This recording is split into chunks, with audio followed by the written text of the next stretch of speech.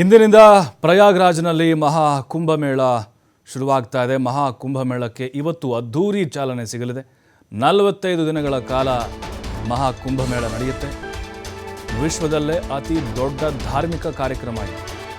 ಹಿಂದೂಗಳ ಪಾಲಿಗೆ ಪವಿತ್ರವಾದಂಥ ಉತ್ಸವ ಇವತ್ತು ಚಾಲನೆ ಸಿಗುತ್ತೆ. ಪ್ರಧಾನಿ ಮೋದಿ, ಯೋಗಿ ಆದಿತ್ಯನಾಥ್ ಸೇರಿದಂತೆ ಸಾಕಷ್ಟು ನಾಯಕರು ಇದರಲ್ಲಿ ಭಾಗಿಯಾಗ್ತಾರೆ.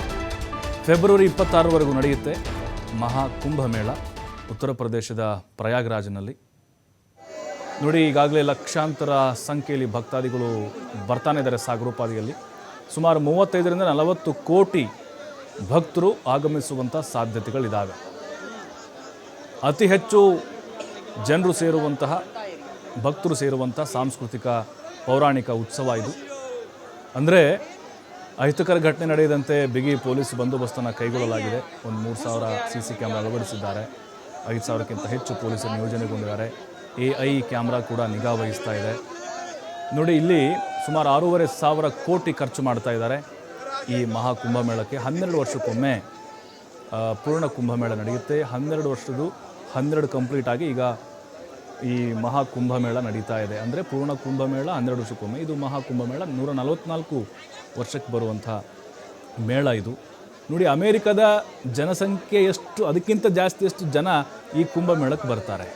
ಆಧ್ಯಾತ್ಮಿಕವಾಗಿ, ಪೌರಾಣಿಕವಾಗಿ, ಐತಿಹಾಸಿಕವಾಗಿ, ಸಾಂಸ್ಕೃತಿಕವಾಗಿ, ಸಾಂಪ್ರದಾಯಿಕವಾಗಿ ನಡೆಯುವಂತಹ ಮೇಳ ಇದು. ಪುಣ್ಯಸ್ನಾನ ಅಲ್ಲಿ ಬಹಳ ವಿಶೇಷ. ಅಲ್ಲಿ ಪುಣ್ಯಸ್ನಾನವನ್ನು ಮಾಡಿದರೆ ಆ ಒಂದು ಸಂಗಮದಲ್ಲಿ ಪ್ರಾಪ್ತಿಯಾಗುತ್ತೆ, ನಮಗೆ ಆತ್ಮತೃಪ್ತಿ ಆಗಿರ್ಬೋದು, ದೇಹ ಮನಸ್ಸು ಶುದ್ಧಿ ಆಗುತ್ತೆ ಅನ್ನುವಂತಹ ಒಂದು ನಂಬಿಕೆ ಇದೆ. ಹಾಗಾಗಿ ಬಹಳ ದೊಡ್ಡ ಮಟ್ಟದಲ್ಲಿ ಈ ಬಾರಿ ಪ್ರಯಾಗ್ರಾಜ್ನಲ್ಲಿ ಮಹಾ ಕುಂಭಮೇಳವನ್ನು ಆಯೋಜನೆ ಮಾಡಿದ್ದಾರೆ. ವಿದೇಶಿ ಗಣ್ಯರು ಕೂಡ ಇದರಲ್ಲಿ ಭಾಗಿಯಾಗ್ತಾರೆ. ಐತಿಹಾಸಿಕವಾದಂಥ ಒಂದು ದಾಖಲೆ ನಿರ್ಮಾಣ ಆಗುತ್ತೆ. ನೋಡಿ, ನಮ್ಮ ದೇಶದ ಜನಸಂಖ್ಯೆ 146 ಕೋಟಿ. ಅಲ್ಲಿ ಸುಮಾರು 40 ಕೋಟಿ ಜನ ಇದಕ್ಕೆ ಸಾಕ್ಷಿ ಆಗ್ತಾ ಇದ್ದಾರೆ. 45 ದಿನಗಳ ಕಾಲವೂ ಕೂಡ ವಿವಿಧ ರೀತಿಯ ಕಾರ್ಯಕ್ರಮಗಳು ಇಲ್ಲಿ ನೆರವೇರ್ತವೆ. ತಮ್ಮ ಇಷ್ಟಾರ್ಥಗಳು ನೆರವೇರಿಸ್ಕೊಳ್ತಾರೆ, ಹರಕೆಗಳನ್ನು ಕಟ್ಕೊಳ್ತಾರೆ. ಸಾಧು ಸಂತರು, ನಾಗ ಸಾಧುಗಳು ಎಲ್ಲರೂ ಕೂಡ ಇವತ್ತು ಸಮಾಗಮ ಆಗ್ತಾರೆ. ಪವಿತ್ರವಾದಂಥ ಪೂಜೆಗಳನ್ನು ಕೂಡ ನೆರವೇರಿಸಲಿದ್ದಾರೆ. ಸುಮಾರು 1.5 ಲಕ್ಷ ಕೋಟಿ ಆದಾಯ ಹರಿದು ಬರುವಂತಹ ನಿರೀಕ್ಷೆಗಳಿದ್ದಾವೆ. ಯಾಕಂತ ಹೇಳಿದ್ರೆ ಈ ಒಂದು ಐತಿಹಾಸಿಕ ಪೂಜಾ ಕಾರ್ಯಕ್ರಮ ಪ್ರತಿ ವರ್ಷವೂ ಕೂಡ ಇಲ್ಲಿ ಆಯೋಜನೆಗೊಳ್ಳುತ್ತೆ. ಅಂದರೆ ಇಲ್ಲಿ ಸಂತರ ಸಮಾಗಮ ಆಗುತ್ತೆ. ಅಘೋರಿಗಳು, ಸನ್ಯಾಸಿಗಳು ದಾಂಗುಡಿ ಇಡ್ತಾ ಇದ್ದಾರೆ. ಅದರ ಜೊತೆಗೆ ಇಲ್ಲಿ ಪೌರಾಣಿಕವಾದಂಥ ಹಿನ್ನೆಲೆಗಳು ಕೂಡ ಈ ಒಂದು ಕಾರ್ಯಕ್ರಮಕ್ಕಿದೆ. ಗಂಗಾ, ಯಮುನಾ ಹಾಗೆ ಗುಪ್ತಗಾಮಿನಿ ಸರಸ್ವತಿ ನದಿಯ ಸಂಗಮ ಇದೆ, ತ್ರಿವೇಣಿ ಸಂಗಮ. ಅಲ್ಲಿ ಪವಿತ್ರ ಸ್ನಾನವನ್ನು ಮಾಡಿದರೆ ಪುಣ್ಯ ಪ್ರಾಪ್ತಿಯಾಗುತ್ತೆ ಅನ್ನುವಂಥ ನಂಬಿಕೆ ಭಕ್ತರದ್ದಾಗಿದೆ. ಇವತ್ತಿನಿಂದ ಆರಂಭ ಆಗ್ತಾ ಇದೆ. ಅಂದರೆ ಚಾಲನೆ ಸಿಗುತ್ತೆ. ಇವತ್ತು ಧರ್ಮ ಮತ್ತು ಆಧ್ಯಾತ್ಮ ಇದೆಲ್ಲವೂ ಕೂಡ ಒಂದೇ ವೇದಿಕೆಯಲ್ಲಿ ಬೆಸೆಯುತ್ತೆ. 1500 ವಿಶೇಷ ರೈಲುಗಳು ಸಂಚಾರ ಮಾಡ್ತಾ ಇದ್ದಾವೆ. 1.6 ಲಕ್ಷ ಟೆಂಟ್ಗಳನ್ನು ಭಕ್ತರ ವಾಸ್ತವ್ಯಕ್ಕಾಗಿ ಅಲ್ಲಿ ಹಾಕಲಾಗಿದೆ. 1.5 ಲಕ್ಷ ಪ್ರತ್ಯೇಕ ಶೌಚಗೃಹ ನಿರ್ಮಾಣ ಮಾಡಿದ್ದಾರೆ. 50,000ಕ್ಕೂ ಹೆಚ್ಚು ನೀರಿನ ಸಂಪರ್ಕಗಳಿದ್ದಾವೆ.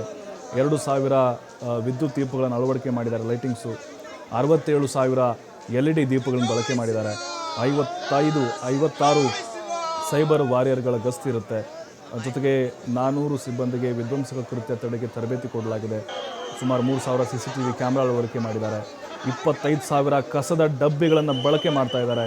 15,000 ನೈರ್ಮಲ್ಯ ಕಾರ್ಮಿಕರಿದ್ದಾರೆ ಕೆಲಸ ಮಾಡಲಿಕ್ಕೆ. 160 ತ್ಯಾಜ್ಯ ನಿರ್ವಹಣಾ ಘಟಕಗಳನ್ನು ಈ ಬಾರಿ ಸ್ಥಾಪನೆಯನ್ನು ಮಾಡಲಾಗಿದೆ.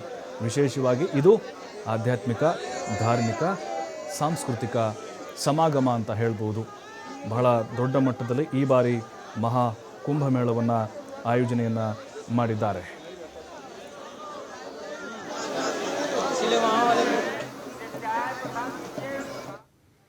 ಇದೇ ಇವತ್ತಿನ ಸುದ್ದಿ ಸ್ಫೋಟ. ನೋಡ್ತಾರೆ TV5, ವಾಸ್ತವದ ಪ್ರತಿರೂಪ.